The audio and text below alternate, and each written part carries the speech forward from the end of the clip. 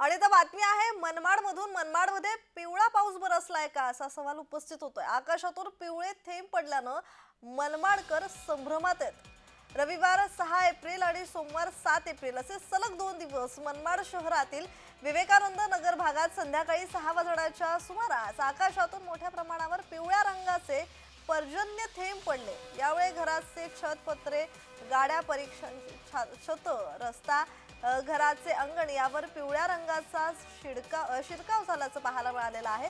पहिल्याच दिवशी पक्षांनी अथवा कोणी थेंब टाकले असतील असं नागरिकांना कळण्यात आलं, नागरिकांना समजण्यात आलं। मात्र त्यानंतर या गोष्टीकडे दुर्लक्ष करण्यातही आलं। पण सोमवारी देखील असाच प्रकार घडला। नागरिकांमध्ये आता संभ्रमाचं वातावरण निर्माण झालंय। हे पिवळे थेंब कशाचे आहेत, कुठून पडलेत याविषयी कोणतीही माहिती नाही आहे। पण गाड्यांवर, छतावर पडलेले पिवळे डाग सहजपणे दृष्टीस पडतायत।